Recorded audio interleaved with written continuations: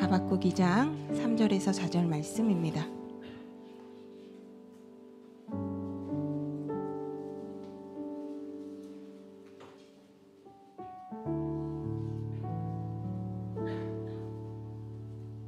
다 같이 합독하시겠습니다. 이 묵시는 정한 때가 있나니 이 종말이 속히 이르겠고 결코 거짓되지 아니하리라. 비록 더딜지라도 기다리라. 지체되지 않고 반드시 응하리라. 보라, 그의 마음은 교만하며 그 속에서 정직하지 못하나 의인은 그의 믿음으로 말미암아 살리라. 아멘. 네, 오늘 더딜지라도 기다리라 라는 말씀으로 여러분과 함께 은혜 나누길 원합니다. 이 시간에 주인공 또 우리의 왕 되신 예수님만 높여지기를 간절히 소망합니다. 네, 저의 아주 가까운 분께서요 정말 기도를 많이 하십니다. 이분이 어떻게 이렇게 기도를 많이 하시게 되셨냐면 불신앙의 가정에서 태어나셔서 예수님을 모르고 사셨어요. 근데 시집을 가셨는데 그곳이 대대로 이제 막 뼈대 있는 종갓집 제사 지내는 곳이었던 거예요. 그래서 젊은 나이에 시집을 가셔서 한 달에 제사 2번은 기본이고요. 맨날 고약한 이제 시부모님 밑에서 막 그런 우상 숭배를 하고 지냈습니다. 근데 어느 날 집안에 굉장히 큰 어려움이 닥쳤는데 같이 사는 시동생이 집안에서 스스로 목숨을 끊으신 거예요. 그거를 이제 혼자 제일 먼저 목격하시고 그 시신을 혼자 거두시고 장례를 치시고 난 후에는 막 두려움이 몰려오기 시작하는데 견딜 수가 없더래요. 그리고 막 거기에다 여러 가지 집안의 우환들이 막 겹치기 시작하는데 견딜 수가 없고 너무 힘드신데 저 너머에서 땡그랑 땡그랑 종소리가 들리더래요. 그래서 그 종소리를 듣고 있는데 저 종소리를 들으면 내가 살겠다. 저기를 따라가서 저기에 있으면 나 살 것 같아. 이런 생각이 들더래요. 그래서 무작정 그 종소리를 따라서 가보니까 그곳이 교회라는 곳이었고 처음 예배당에 들어가서 예배를 드리셨다고 합니다. 그러니까 기도는 어떻게 하는지 뭐 성경은 뭔지 아무것도 모르는 이 초신자로 교회에 처음 앉아서 딱 기도를 하는데요. 하늘에서 망국기 같은 것이 막 펄럭이더래요. 그리고 우레와 같은 막 천둥치는 소리가 귀에 들리는데요. 나는 만물을 다스리는 전능한 여호와니라 이런 소리가 처음 들리더래요. 그러니까 이게 어디서 났는지, 왜냐하면 초신자니까 처음 교회 갔으니까요. 이게 뭔가 하고 깜짝 놀라서 그 뒤부터는 정말 하나님이 살아계시구나. 그래서 하루도 빠짐없이 새벽 예배를 가고 주일 예배를 가고 이렇게 가기 시작했어요. 처음에는 뭐 어떻게 예배를 드려야 하는지 성경이 뭔지도 모르는데요. 하나님이 정말 실제적으로 만나주시는 체험을 하는데요. 성경의 이 이야기들을 막 이런 체험들을 경험을 직접 하시는 거예요. 그러니까 그때 그렇게 주님을 만나고 나서 지금 37년이 지났거든요. 37년이 지난 지금까지 평생을 하루도 빠짐없이 철야와 새벽 기도로 이렇게 살고 계십니다. 이분의 가장 큰 기도 제목 중에 하나가 뭐냐면요. 남편의 영혼 구원이에요. 남편께서 함께 교회를 같은 날 같은 시에 가셨대요. 같이 갔는데 이 권사님은 인격적으로 주님을 만나셨고 이 남편분은 주님을 못 만나신 거예요. 근데 교회는 가요. 근데 인격적으로 주님을 만나지 못하니까 세상의 힘으로 막 살려고 하신 거예요. 그래서 막 맨날 이 영적으로 신앙적인 문제로 굉장히 많이 어려움을 겪으셨습니다. 이 남편분께서 얼마나 강하신 분이시고 하나님 앞에 답이 없는 분이시냐면요. 이분이 이제 부정맥이 있으셔서 심장마비가 이렇게 한두 번이 아니라 자주 오신 거예요. 그래서 심장마비가 와서 막 119를 부르면서 얼굴이 새파랗게 질려서 지금 당장 딱 죽어가시는 상황에서 심장마비 오면 심정지가 오면 이게 시간이 골든타임이 굉장히 중요하잖아요. 막 얼굴이 새파랗게 죽어가고 숨을 못 쉬고 있을 때 권사님이 이제 급하니까 손을 딱 대고 주님 고쳐주세요. 그리고 막 예수 이름으로 이렇게 하면은요 그 자리에서 살아나는 거예요. 그러니까 119에 안 타고 그냥 걸어서 같이 병원 가서 괜찮습니다. 그리고 돌아오고 이런 게 한두 번이 아니라 막 여러 번이 있었어요. 그리고 폐암에 걸리고 막 위에 막 용종이 막 여러 가지 있어서 병원에 가면 이건 틀림없이 압니다. 이거 무슨 일이냐. 그런데도요 막 의사들이 깜짝 놀라서 이게 어떻게 된 일이죠? 이렇게 하나님의 기적과 막 은혜를 경험했어요. 그런데도요 하나님이 정작 믿어지지 않는 거예요. 매주일 교회는 가십니다. 그리고 심지어 안수 집사님이세요. 빠짐없이 교회 가서요. 이제 목사님들께서 설교하실 있잖아요. 그럼 앉아서 이렇게 팔짱 끼시고요. 이렇게 생각하신대요. 저 직접 들었어요. 뭐라고 그러시냐면, 목사 양반 참 세상 힘들게 사시는군요. 왜 그렇게 도대체 그러고 사시나요? 이렇게 생각하셨대요. 그리고 집에 돌아오시고, 이분한테 오직 꿈이 한 가지 있었는데, 뭐냐면 자신이 열심히 일을 해서 뭔가를 이뤄야 하고, 그 꿈을 내가 죽기 전에는 무조건 이뤄야 된다. 이런 평생의 강박이 있었는데, 이 강박이 일종의 이제 정신병이라고 할 수 있을까요? 강박증이 되어서 앉으나 서나 그 생각만 있었던 거예요. 그러니까 권사님은 맨날 교회 가서 이제 날마다 기도하니까, 야, 교회 가서 기도하면 밥이 나오냐, 떡이 나오냐 하면서 몹시 이제 막 이렇게 힘들게 핍박하셨던 거예요. 권사님이 이런 남편 보면서 날마다 눈물로 기도하시면서, 주님 도대체 언제까지입니까? 주님 남편을 어떻게 해야 되나요? 이렇게 눈물로 호소한 시간이 예수님 만나서 지금까지 횟수로 올해 37년이나 되었습니다. 이렇게 기도했으면, 이렇게 오랜 시간 주님 앞에 간구했으면 우리 주님 곧 응답해 주셔야 할 것 같은데, 기도 응답은커녕 설상가상으로 집안의 어려움과 고난, 폭풍우가 몰아닥치는데요. 정말 말할 수 없는 고난과 환난을 겪게 되셨어요. 그러니까 이 남편분 안에는요, 야, 하나님이 살아계시다면, 너가 그렇게 기도하는 그 하나님 진짜 살아계시다면 하나님 앞에 맨날 그렇게 기도하고 다 드리는데 이렇게 될 수 있냐? 이러면서 이 안에 내적인 불신앙이 더 커져갔던 거예요. 자, 여러분, 퀴즈 내겠습니다. 이 권사님의 기도는 어떻게 되었을까요? 1번 계속 그렇다, 2번 남편이 돌아왔다, 3번 잘 모르겠다. 자, 몇 번일까요? 네, 어떤 걸까요? 네, 정답은 잠시 후에 알려드리겠습니다. 네, 우리 성도들에게 천국으로 날아가기 위한 구원의 양날개가 있어요. 한쪽은 믿음이고 한쪽은 회개입니다. 성도는 회개와 믿음이라는 양날개를 펴고 우리의 본향 하나님 나라를 향하여 날아가야 합니다. 주님 계신 그곳 거룩한 성산을 향하여 푸른 창공을 날아올라야 하는데, 막 힘찬 날개짓을 하며 믿음의 비상을 시작하다가 이내 포기하고 좌절하며 땅으로 추락해버릴 때가 왕왕 있습니다. 오늘 이 시간 우리의 날개를 잘라버리는 이 사단의 교묘한 전략과 도구가 무엇인지 말씀을 통해서 우리 상고해 보기를 원합니다. 우리의 신앙의 날개를 꺾어버리는 사단의 전략, 첫 번째는요, 두려움입니다. 여러분 혹시 유별나게 혈기 많고 화가 많은 사람들, 또 큰 소리로 막 고함치는 사람들 보신 적이 있으신가요? 네, 그래요? 네, 이들을 분석해 보면 담대함이 있어서 그런 것 같은데요, 실상 그렇지 않습니다. 그들 안에 이 두려움이 있기 때문에요, 자신이 그 느끼는 이 두려움을 상대방에게 들킬까 봐 오히려 더 큰 소리로 화를 내고 더 막 걱정해서 막 지레 막 내가 먼저 막 이렇게 화를 내는 이 경우가 더 많습니다. 그러니까 상처를 받을까 봐 두려워서 먼저 상처 주고요, 자신이 지는 게 두려워서 더 크게 소리치는 것, 이 화를 내는 것, 이게 바로 두려움이 많은 사람들의 특징입니다. 이스라엘 백성들에게도 이 두려움으로 인한 날개를 잃어버린 사건이 있었습니다. 바로 우리가 잘 아는 시내산 앞에서 금송아지 만든 사건인데요. 모세가 하나님으로부터 계명을 받기 위해서 시내산에 올라갔어요. 근데 내려오지 않고 소식이 없는 거예요. 그러니까 이 밑에 있던 이스라엘 백성들은 두렵고 조바심이 생겼던 거죠. 모세에게 분명 무슨 일이 생긴 거라고 생각하고 그 두려움의 해결 방안을 찾기 시작합니다. 그래서 아론을 찾아가서 막 소리치면서 모세를 대신해서 우리를 인도해 줄 신을 지금 당장 만들어라, 이렇게 소리를 치기 시작합니다.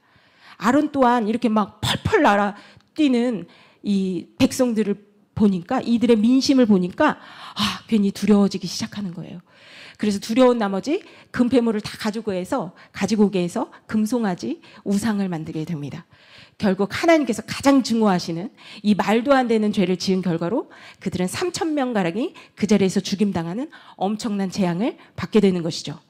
이 말씀은 가나안 땅을 향해 걸어가는 광야에 속한 인생이라면 누구나 한 번쯤은 겪게 되는 일일 것입니다. 자, 우리 좀 더 깊이 한번 생각해 보겠습니다. 모세가 이때 시내산에 올라가서 하나님하고 가장 가까이 대면하고 있는 이때에 반대로 이스라엘 백성은 하나님에게서 가장 멀리 있는 모습을 볼 수 있습니다. 자, 이들이 우상을 만들고 있을 때 모세는 산 위에서 뭐 하고 있었죠? 하나님으로부터 막 십계명 받고 이스라엘이 어떻게 살아야 하나 그 규례를 받고 있었습니다. 그런데 산 밑에 있는 이 사람들은 산 위의 사정을 전혀 알지 못했던 것입니다. 이성적으로 생각해 보면 이 이스라엘 백성의 그 두려운 감정이나 조급한 생각들이 합당한 것 같지만 절대 하나님이 기뻐하시지 않는 이것은 철저한 죄였습니다. 왜냐하면 그들 안의 두려움은 단순한 감정이 아니라 하나님을 믿지 못하는 믿음 없음이었기 때문입니다. 즉 믿음의 반대는 불신앙이 아니라 두려움인 것입니다. 그들 안에 정말 믿음이 있었다면 불안하고 걱정되는 그 마음 가지고 기도했을 것입니다. 혹여라도 무슨 일이 있다 할지라도 만왕의 왕이시오 생사화복을 주관하시는 주관자 되신 하나님, 그 믿음으로 생명을 다해 기도했을 것입니다. 그러나 그들은 기도하지 못했고 두려움 가운데 믿음을 지키지 못했기 때문에 우상의 형상을 만들게 된 것이죠.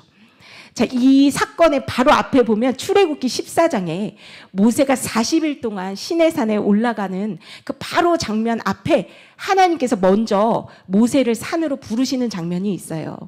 모세를 부르셔서 뭐라고 하시냐면 내가 곧 시내산에 강림할 건데 산에 오르거나 그 지경을 범하지 말아야 한다. 산을 범하는 자는 정령 죽임을 당할 것이다 라고 말씀하세요. 그리고 3일 후에 아침에 하늘에서 막 우레와 번개가 칩니다. 빽빽한 구름이 산 위에 내려앉고요.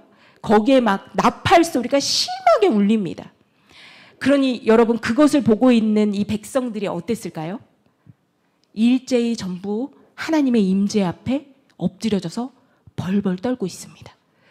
그때 모세가 하나님을 맞으려고 산 기슭으로 나아갑니다.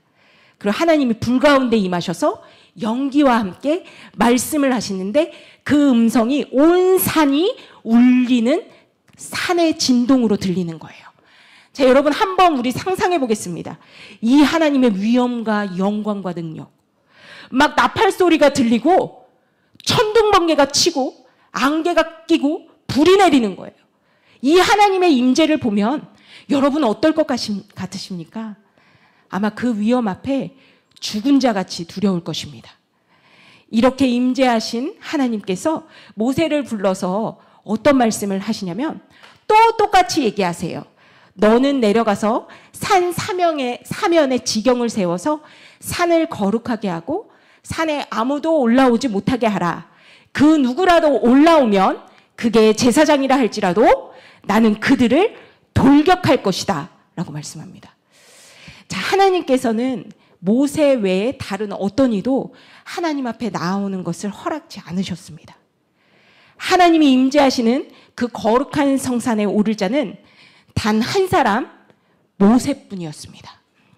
그러니까 모세는 하나님이 계신 거룩한 산에 함께 있었기 때문에 오직 모세 안에는 하나님을 향한 두려움과 경외함만 있었을 거예요.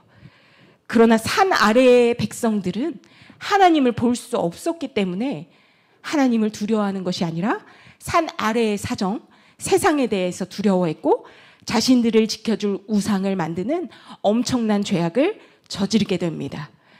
사랑하는 청년 여러분, 우리가 하나님과 함께하지 못하는 것, 하나님을 정말 알지 못하는 것, 이것이 바로 죄의 근본입니다. 주님 계신 그곳, 천국을 바라보지 못하는 것, 이것이 바로 우상 숭배의 원인인 것입니다. 하나님이 계신 곳을 볼 수 있다면, 또 하나님이 계신 곳에 함께 있다면 우리는 세상에 대해서 두려워하지 않을 것입니다. 이 세상에서 살아나야 하는 힘, 또 이 세상에서 나를 나대게 하는 힘, 이런 우상들을 만들려고 하지 않을 것입니다. 혹시 여러분 안에 깨지지 못한 우상이 무엇입니까? 하나님보다 더 의지하고 마음을 쏟게 되는 이 세상 것은 무엇이 있습니까? 그래서 나를 이 땅에서 살게 해주는 힘, 나를 지탱해주는 힘, 나를 나대게 하는 것, 그 이 땅의 것, 지금 그것이 내게 없다고 원망하고 있진 않으신가요? 친구, 가족, 돈, 직장, 건강, 사역이라 할지라도 내게 힘이 되는 이 땅의 것이 사라질까 봐, 잃게 될까 봐 두려워하진 않으십니까? 그렇다면 우리가 지금 해야 할 것은 오직 바로 한 가지입니다. 거룩한 산, 하나님이 임재해 계시는 그곳으로 올라가야 합니다. 그리고 그곳에서 정말 하나님을 만나고 주님이 계신 거룩한 천국을 소망해야 할 줄 믿습니다. 여호와의 산에 오를 자가 누구며 그의 거룩한 곳에 설 자가 누구인가? 시편 기자는 손이 깨끗하고 마음이 청결한 자이며 하나님을 찾고 그의 얼굴을 구하는 자로다라고 말씀합니다. 자, 그런데요, 정작 여호와의 산에, 이 신의 산에 오르고 싶지만 오를 자가 있었습니까? 말씀해 보면 주님께서 뭐라고 하셨습니다. 뭐라고 하셨습니까? 올라오면 내가 돌격하여 그들을 죽이리라. 안타깝게도 그 산에 오를 수 있는 자격은 아무에게도 허락되지 않았습니다. 오직 단 한 사람, 모세뿐이었습니다. 여러분, 이 말씀을 보면 어떤 마음 생기시나요? 하나님, 너무 불공평한 것 아니신가요? 아니, 가까이만 가도 돌격한다고 하시고 죽임당한다고 하시니 모세만 너무 차별하신 것 아니신가요? 이렇게 생각 안 드십니까? 그런데요, 전혀 그렇지 않습니다. 비록 하나님 앞에 나아갈 수 있었던 자는 단 한 사람, 모세뿐이었지만 하나님은 그 신의 산에서 모세를 부르신 이유가 바로 이것이었습니다. 온 인류를 향한, 그리고 저와 여러분을 향한 당신의 뜻과 계획을 보여주시기 위해서 그 한 사람 모세를 부르셨습니다. 모세에게 보여주신 그 계획은 자격 없는 자들에게 조건 없이 부어주시는 값비싼 은혜였습니다. 어느 특별한 자에게만 부어주시는 특권이 아니라 부자이든 가난하든 높은 자이든 낮은 자이든 아무 육체라도 차별 없이 부어주시는 공평과 자비의 은혜였던 것입니다. 여러분, 그 은혜가 무엇인 줄 아십니까? 이 시간 우리 다 같이 한번 읽겠습니다. 히브리서 8장 10절입니다. 주님이 주신 우리의 은혜입니다. 다 같이 읽겠습니다. 또 주께서 이르시되 그날 후에 내가 이스라엘 집과 맺을 언약은 이것이니 내 법을 그들의 생각에 두고 그들의 마음에 이것을 기록하리라. 나는 그들에게 하나님이 되고 그들은 내게 백성이 되리라. 또 각각 자기 나라 사람과 각각 자기 형제를 가르쳐 이르기를 주를 알라 하지 아니할 것은 그들이 작은 자로부터 큰 자까지 다 나를 알미니라. 아멘. 그날에 세울 새 언약, 이 새 언약은 산 위에 십계명 돌판에 기록하는 것이 아니라 성령으로 말미암아 우리의 마음 안에 기록한다라고 말씀합니다. 어느 한 사람에게만 주어지는 특권이 아니라 회개함으로 그리스도를 주라 시인하며 예수를 따르는 자는 누구에게나 차별 없이 작은 자에서부터 큰 자까지 모두에게 하나님을 알게 하신다는 은혜의 선물인 것입니다. 이것이 바로 하나님의 위대한 사랑이고 뜻입니다. 이 사랑 안에는 차별이 없습니다. 하나님의 사랑 안에는 실패와 실수가 없습니다. 우리 요한일서 4장 18절 다시 한번 다 같이 읽겠습니다. 사랑 안에는 두려움이 없고 온전한 사랑이 두려움을 내어 쫓나니 두려움에는 형벌이 있음이라. 두려워하는 자는 사랑 안에 온전히 이루지 못하느니라. 아멘. 네, 우리가 잘 아는 무디 부흥사가 한 번은 영국에서 부흥회를 마치고 이제 본국 미국으로 배를 타고 돌아오는 길에 큰 풍랑을 만났다고 합니다. 모두들 겁을 먹어서 막 이제 잠을 못 자고 오들오들 불안해 죽을까봐 떨고 있는데, 그런데 이 무디 선생님은 유독 쿨쿨 배에서 잠을 자고 있더래요. 그래서 옆에 가서 이 무디 선생님을 막 깨운 거예요. 여보세요. 아니 지금 폭풍으로 죽게 되었는데 그래 잠이 옵니까? 그랬더니 무디 선생님이 눈을 비비면서 아니 왜 그러십니까? 무슨 일이 있으십니까? 큰일이라도 났나요? 그랬대요. 아니 지금 폭풍이 일어나서 이렇게 다 죽게 되었는데 그것도 모릅니까? 이렇게 얘기했더니 아, 네. 난 또 뭐 큰일이나 났다고요. 뭐 걱정입니까? 죽으면 천국 가고 살면 미국 가고 걱정할 거 없습니다. 이러면서 다시 들어가셔서 잠자시더랍니다. 이렇게 진정 예수님을 통하여 하나님의 사랑을 깨달은 사람은 어떠한 상황과 환경에서도 결코 두려워하지 않습니다. 그러니 사단은 우리 안에서 이 두려움을 통하여서 사랑에 이르지 못하게 합니다. 이 두려움이 우리 안에 있으면 참 평안과 안식이 없게 되는 거죠. 믿음이 없게 되는 것입니다. 따라서 이 두려움과 연결되어 연이어져서 열매를 맺는 게 있는데요. 이것이 바로 사단이 신앙의 날개를 꺾어버리는 두 번째 무기입니다. 자, 우리의 신앙의 날개를 꺾어버리는 사단의 강력한 무기 두 번째는요, 바로 조급함입니다. 네, 이스라엘 백성의 우상숭배, 금송아지의 이유 중 하나는 두려움이었고 하나는 조급함이었습니다. 그렇다면 그들은 왜 조급해했을까? 우리 말씀을 통해서 상고해 보겠습니다. 네, 모세가 시내산에 오른 시간이 얼마나 됐죠? 네? 네, 너무 훌륭하세요. 40일 맞습니다. 네, 40일 동안 먹지도 않고 오직 하나님과 대면하며 말씀을 받게 되죠. 그러나 이 이스라엘 백성들은 이 산 아래에서 40일 동안 하나님을 기다리지 못했습니다. 그러니까 그들 안에 조급함이 지금 당장 보이는 하나님을 만들어 달라고 막 소리치게 했던 거예요. 민수기 21장을 이런 이스라엘 백성에 대해서 뭐라고 설명하냐면 마음이 몹시 조급하여 참지 못하고 라고 말씀합니다. 이것이 바로 그들이 무너진 결정적인 이유인 것입니다. 그러니까 기도를 해도 당장 눈에 보여지고 이렇게 응답되는 게 없으니까 다른 대안을 찾아서 눈에 보이는 신을 의지하게 됐던 것이죠. 이것이 바로 우리에게는 돈이며 세상적 능력이고 사람일 것입니다. 그러나 진정 주님을 믿는 성도라면 그 어떤 어려운 일을 만나도 또 응답이 더디다 할지라도 끝까지 하나님을 신뢰하고 기다리는 것이 가장 지혜롭고 복된 일인 줄 믿습니다. 우리 예수님께서 사역을 시작하실 때 제일 먼저 40일을 주야로 광야에서 기도하셨습니다. 그 40일 동안 주야로 기도하셨기 때문에 예수님은 사단의 공격으로부터 승리하실 수 있었죠. 왜 40일일까? 성경에서 40일이라는 숫자를 참 많이 말해요. 이 40일이라는 숫자는 기다림, 준비라는 의미를 가지고 있습니다. 이스라엘의 광야 40년은 적과 꿀이 흐르는 가나안 땅을 향한 준비였습니다. 예수님의 40일 금식 기도는 공생의 사역을 시작하는 사역의 준비였습니다. 또 예수님께서 부활하시고 승천 이전에 제자들과 함께 40일을 이 땅에 거하셨는데 그것은 승천을 위한 준비와 기다림이었어요. 이처럼 모세가 40일 동안 충분한 기도로 40일 동안 모세가 시내산에 있는 동안 충분한 기도로 준비하지 못했던 이스라엘 백성들은 결국 우상을 만들게 되는 죄를 범하게 되는 것입니다. 우리 안에 조급함 누구나 있을 것입니다.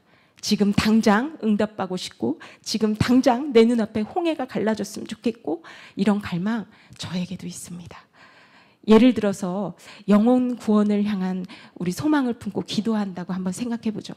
하루 이틀, 한 달, 1년 수없이 기도하는데 전혀 달라지지 않습니다. 또 자신을 위한 기도 또한 그럴 거예요. 정말 변화되고 싶은데 거룩하게 되기를 원하는데 해도 안 되는 것 같습니다. 또 믿음의 가정이나 하나님의 나라를 이루고 싶은 그런 소망을 품고 막 기도합니다. 그런데 쉽게 응답되지 않습니다. 그대로 멈춰 있는 것 같고 아무런 반응과 변화가 없을 때처럼 보입니다. 도대체 어떻게 해야 하나? 내 기도는 안 되나 보다. 나 버림받은 자 아닌가? 하나님이 내 기도는 안 들으시나 봐.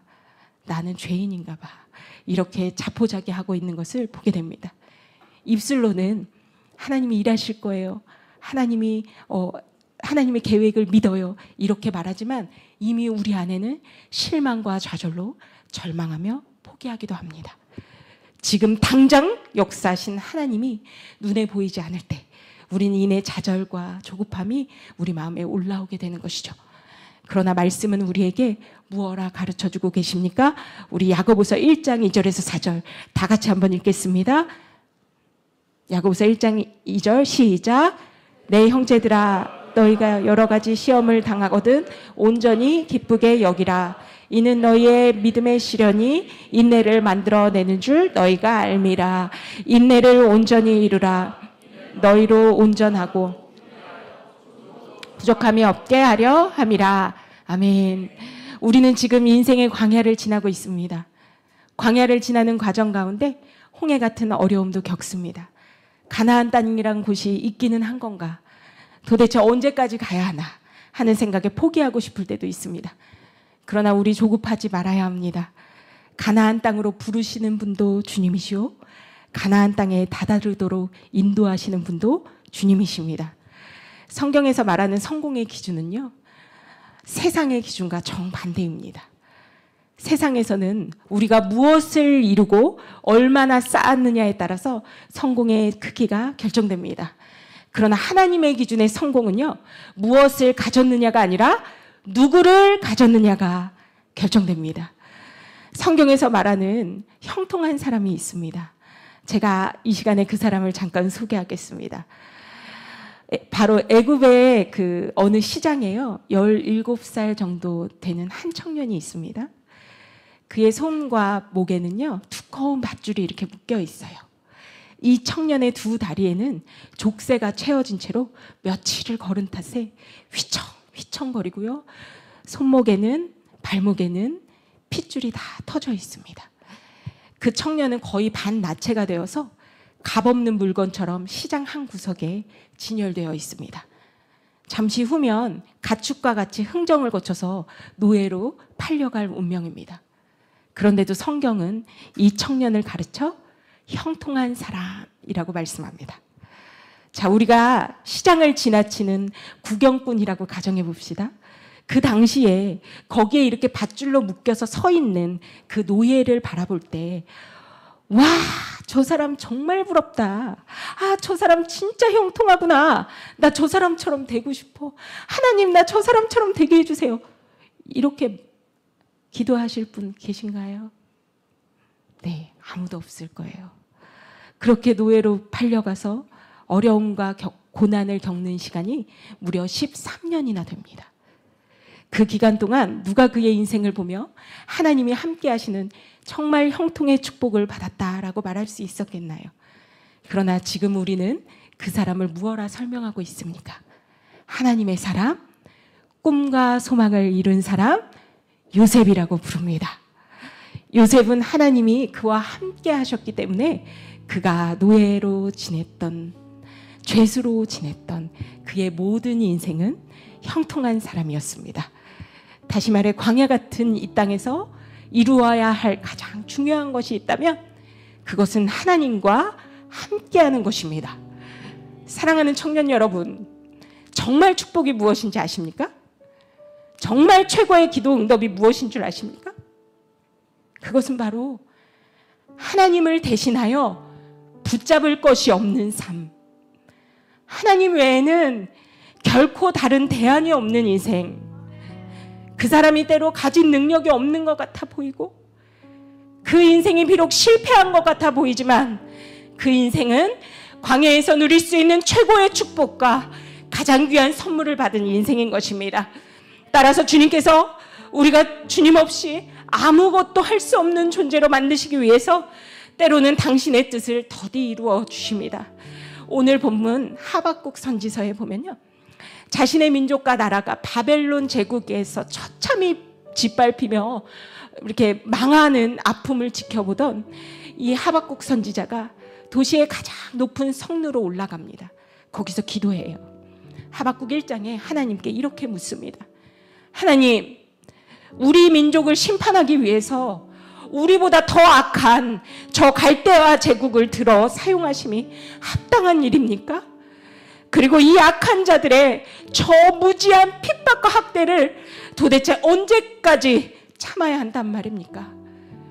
이 기도를 들으신 하나님은요, 하박국 2장에 한마디로 이렇게 말씀하십니다. 더딜지라도 기다리라. 그러니까 하박국 기도의 주제는요, 어찌하여 언제까지였습니다. 그러나 하나님의 응답의 주제는요, 기다리라 였습니다. 그렇다면 우리 주님 왜 우리에게 더딜지라도 기다리라 이렇게 말씀하시는 것일까요? 그것은 주님께서 이미 우리에게 해답을 주셨기 때문입니다. 이처럼 하나님의 뜻을 이루지 못하게 하는 사단의 전략, 두려움과 조급함으로부터 언제까지 기다리며 어떻게 승리할 수 있을지 우리 마지막으로 말씀을 통해서 깊이 깨닫길 원합니다. 그 해답에 대해서 사도 바울은 이렇게 말씀하며 가르치고 있습니다. 우리 해결책 로마서 8장에서 26절 우리 다 같이 큰 소리로 읽겠습니다. 시작. 이와 같이 성령도 우리의 연약함을 도우시나니 우리는 마땅히 기도할 바를 알지 못하나 오직 성령이 말할 수 없는 탄식으로 우리를 위하여 친히 간구하시느니라. 마음을 살피시는 이가 성령을 아시나니 이는 성령이 하나님의 뜻대로 성도를 위하여 간구하심이니라. 우리가 알거니와 하나님을 사랑하는 자 곧 그 뜻대로 부르심을 입은 자들에게는 모든 것이 합력하여 선을 이루리라. 아멘. 네, 조급함과 두려움을 이길 수 있는 방법 첫 번째는요, 바로 성령으로 말미암아 하나님의 때와 시기를 분별하는 것입니다. 성령님께서 우리 안에 어떠한 상황에서도 이길 수 있는 담대함을 허락하십니다. 여러분, 진정한 담대함이란 겁이 없는 게 아니라 마땅히 두려워해야 할 뿐, 오직 하나님 한 분만을 두려워하는 것, 이것이 진정한 담대함입니다. 전도서 3장에 보면은요, 범사의 기한이 있고 한 사람이 태어나서 죽을 때까지 그 시간과 때를 정하시는 분이 있는데 그분이 바로 하나님이시다 라고 말씀합니다. 이 말씀에 비춰보면 인생의 때가 어느 때인지 반드시 알게 되어 있습니다. 여러분이 지금 어느 때에 속해 있는지, 또 어느 때를 지나고 계시는지 분명히 알 수 있어요. 우리 한번 말씀을 통해서 분별해 보길 원합니다. 전도서 3장에서 2절에서 8절인데 좀 깁니다. 그래도 자기가 어느 때인지 우리 분별하면서 읽겠습니다. 시작. 날 때가 있으면 죽을 때가 있으며, 실 때가 있고 심은 것을 뽑을 때가 있으며, 죽일 때가 있고 치료할 때가 있으며, 헐 때가 있고 세울 때가 있으며, 울 때가 있고 웃을 때가 있으며, 슬퍼할 때가 있고 춤출 때가 있으며, 돌을 던져 버릴 때가 있고 돌을 거둘 때가 있으며, 안을 때가 있고 앉는 일을 멀리할 때가 있으며, 찾을 때가 있고 잃을 때가 있으며, 지킬 때가 있고 버릴 때가 있으며, 찢을 때가 있고 꿰맬 때가 있으며, 잠잠할 때가 있고 말할 때가 있으며, 사랑할 때가 있고 미워할 때가 있으며, 전쟁할 때가 있고 평화할 때가 있느니라. 아멘. 여러분, 지금 웃고 계십니까? 곧 울 때가 옵니다. 지금 슬퍼하고 계십니까? 곧 춤출 때가 옵니다. 그러나 이 시기, 인생의 때는 결코 자신이 스스로 결정할 수 없고 그 권한은 오직 하나님께 있다라고 말씀합니다. 그때를 분별하여 기도함으로 기다리는 것, 이것이 바로 우리 성도들이 승리하는 비결인 줄 믿습니다. 인생은 큰 그림으로 봐야 합니다. 우리는 지금 만난 이때가 전부인 것 같다고 생각하지만, 그러나 하나님은 우리의 인생 가운데 여러 때들을 준비해 두시고 우리를 훈련하시고 연단해 가시는 분이심을 꼭 기억해야 합니다. 그리고 우리 훈련의 종착지는 영원한 나라 천국인 것이죠.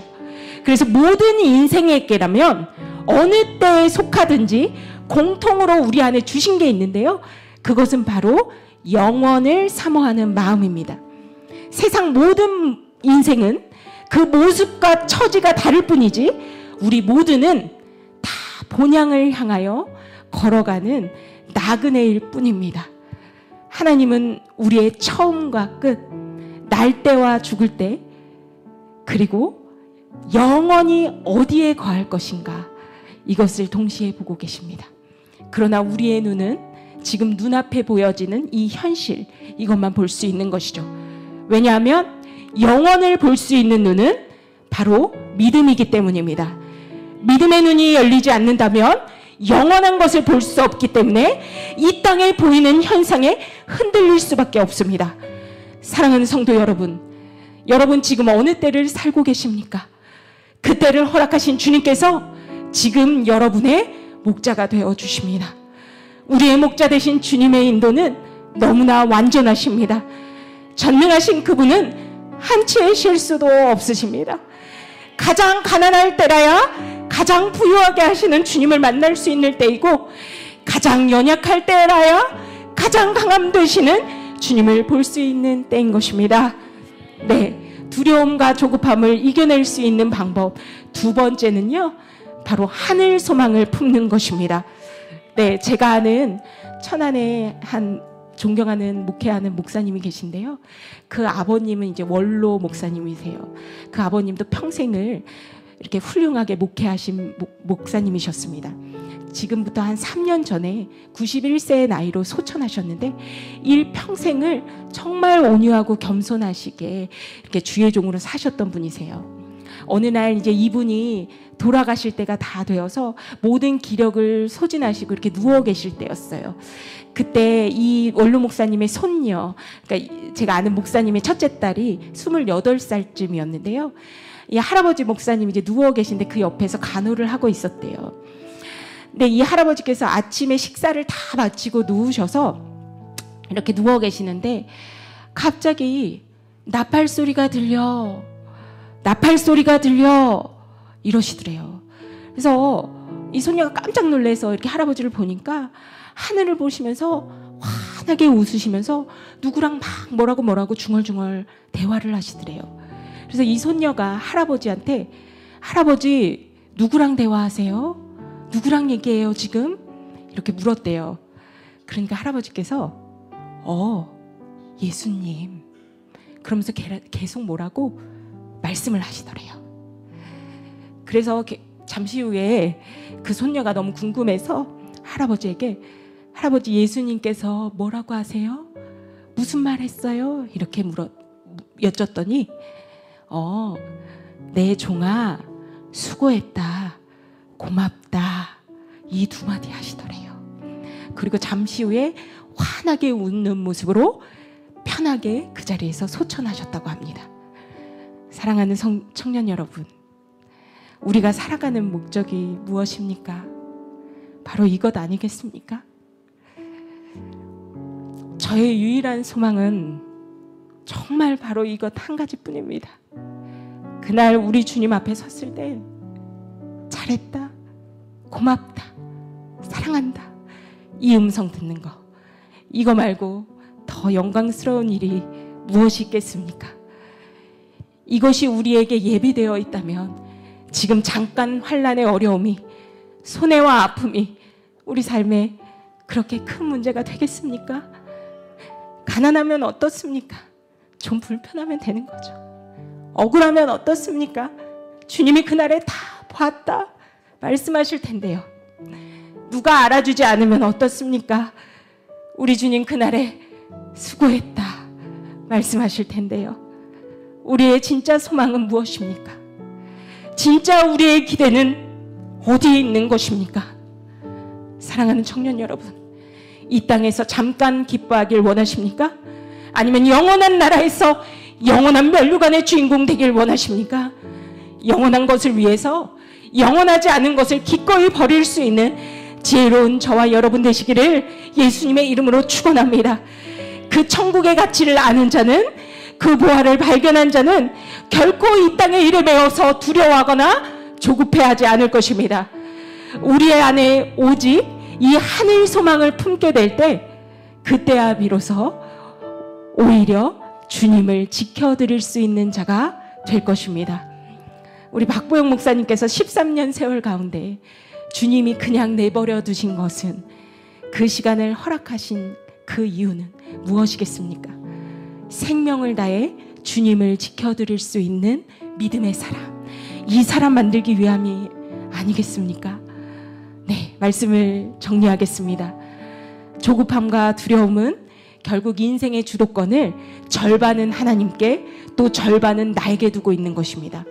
하나님의 시간에 하나님의 뜻대로 맡겨드리고 주권을 인정하는 것이 아니라 나의 뜻에, 나의 때에 어느 것도 잃지 않으려는 욕심과 나를 만족시키려는 죄인 것입니다. 고난은 하나님의 만원경과 같습니다. 고난을 통해서 진정 천국을 볼 수 있게 되며 오직 하늘 소망을 우리 가슴에 품게 되는 것이죠. 우리의 진정한 소망은 무엇입니까? 우리의 소망은 오직 예수입니다.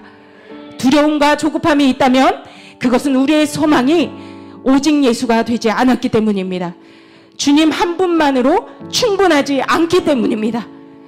인생은 높은 산을 오르는 것이지만 신앙은 산을 오르는 것이 아니라 광야를 지내는 것입니다. 세상은 우리에 대해서 정상에 올라야 한다, 더 높이 올라야 한다 채찍질을 하지만 신앙은 우리로 하여금 정상에 오르라고 권유하지 않습니다. 우리 주님 오늘 하루 주님과 함께 걷자고 말씀하십니다. 우리 발 아래 등불 되시고 구름 기둥 불 기둥 되시니 멀리 앞을 보며 두려워하지 말고 걱정하지 말라고 하십니다. 우리가 오늘 우리와 함께 하시는 임마누엘의 은혜를 놓치고 있다면 우리에게 결코 내일의 승리는 없을 것입니다. 자, 여러분, 제가 처음에 말씀드렸던 이 권사님의 기도 어떻게 됐을까요? 자, 1번 계속 그렇다, 2번 남편이 돌아왔다, 3번 잘 모르겠다. 자, 몇 번이죠? 이렇게 묵비권 하지 마시고요. 자, 다 같이 뭐죠? 손 들어주세요. 2번이요? 와, 진짜 2번이요? 여러분 진짜 믿음 좋습니다. 믿음이 너무 훌륭하십니다. 네, 주님께서 반드시 응답하시고 기도를 들어주신다라는 큰 믿음이 여러분 안에 있기 때문에 2번이라고 말씀할 수 있었던 거죠. 그런데 여러분, 이 믿음을 남의 삶에만 적용하지 마시고 꼭 여러분의 삶에 적용하시기를 축원합니다. 네, 이 권사님이 날마다 빠짐없이 눈물로 기도하셨던 기도가 몇 년 만에? 37년 만에 드디어 응답됐습니다. 지난 4월에 이 남편분께서 인격적으로 주님을 만나셨는데요. 그동안 수많은 설교와 기적과 능력을 체험했지만 주님이 정말 왕으로 믿어지지 않았던 이분이 정말 예수님이 믿어지기 시작하셨어요. 그리고 예수님이 진짜 믿어지니까 나타나는 제일 먼저 특징이 어찌할꼬 가슴을 치며 회개하기 시작하는 거예요. 자기가 그동안 얼마나 하나님 앞에 잘못 살았는지 회개하기 시작하는데요. 새벽 3시 반이면 정확히 깨우셔서 베개가 눈물에 다 젖을 정도로 그렇게 기도를 하게 하시납니다. 그렇게 주님 앞에 회개하면서 이 안에 평생을 강박으로 눌려있던 강박증들이 순식간에 사라지는데요. 내 평생, 그동안 내 인생 내 멋대로 살았으니 이제 남은 인생 주님 위에 살고 싶다, 이렇게 고백하시면서 지금은 현재 너무 좋은 남편과 훌륭한 부모로 변화되셔서 살아가고 있다고 말씀합니다. 네, 이처럼 기독교는 어떤 의미에서 기다림의 종교라고 할 수 있습니다. 구약은 앞으로 오실 메시아를 기다렸다면 신약은 다시 오시겠다는 예수님의 약속을 믿고 천국을 기다리는 것입니다. 그래서 우리 믿음의 선진들은 인내와 소망으로 오래 참고 기다렸습니다. 그들이 끝까지 믿고 기다릴 수 있었던 것은 그들은 자신의 손에 얻게 될 열매보다 지금 손을 잡고 계시는 주님과의 동행을 더 원했기 때문입니다.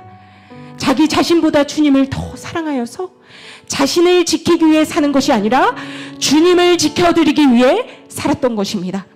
네, 마지막으로 우리가 잘 아는 언더우드 선교사님께서 100년 전에 우리 조선 땅을 향해 기도하신 기도문을 읽어드리면서 마치겠습니다. 네, 이 기도를 통해서 그 100년 전의 기도가 오늘 우리에게 어떻게 응답되었는지 깨닫기를 소망합니다. 주님, 지금은 아무것도 보이지 않습니다. 메마르고 가난한 이곳 조선 땅, 나무 한 그루 시원하게 자라오르지 못하는 이 땅에 저희들을 옮겨와 심으셨습니다. 그 넓고 넓은 태평양을 어떻게 건너왔는지 그 사실 자체가 기적입니다. 주께서 붙잡아 뚝 떨어뜨려 놓으신 듯한 이곳, 지금은 아무것도 보이지 않습니다. 보이는 것은 그저 고집스럽게 얼룩진 어둠뿐, 어둠과 가난과 인습에 묶여있는 조선 사람뿐입니다. 고통을 고통인 줄 모르는 자에게 고통을 벗겨주겠다고 하면 의심부터 하고 화를 냅니다. 조선의 마음이 전혀 보이지 않습니다. 그리고 저희가 해야 할 일이 전혀 보이지 않습니다. 그러나 주님, 순종하겠습니다. 겸손하게 순종할 때 주께서 일을 시작하시고 그 하시는 일을 우리들의 영적인 눈으로 볼 수 있는 날이 있을 줄 믿습니다. 지금은 우리가 황무지에서 맨손으로 서 있는 것 같사오나 그들이 우리의 영혼과 하나인 것을 깨닫고 하늘나라의 한 백성, 한 자녀임을 알고 눈물로 기뻐할 날이 있음을 믿습니다. 지금은 예배드릴 예배당이 없고 학교도 없고 그저 이곳 모든 사람들로부터 경계와 의심과 멸시와 천대함이 가득한 곳이지만 머지않아 이곳은 은총의 땅이 되리라는 것을 믿습니다. 주여, 오직 제 믿음을 붙잡아 주소서. 사랑하는 청년 여러분, 여러분의 삶을 둘러보십시오. 이렇게 예배드리며 우리의 삶에서 누리고 있는 이 모든 것들이 당연한 것이 아니라 누군가의 기도와 희생의 피값으로 세워진 은혜라는 것을 꼭 기억하셔야 합니다. 그리고 여러분이 그 은혜를 받았다면, 또 지금 그 은혜를 누리고 있다면 그것은 결코 우연이 아니라는 걸 기억하셔야 합니다. 그 은혜는 여러분을 부르셔서 또 하나의 열매를 바라시는 하나님의 부르심입니다. 여러분을 사용하시고 미랄되게 하셔서 한 영혼을 일으키실 하나님의 계획인 것입니다. 두려움과 좌절, 포기의 자리에서 머물러 계시지 마십시오.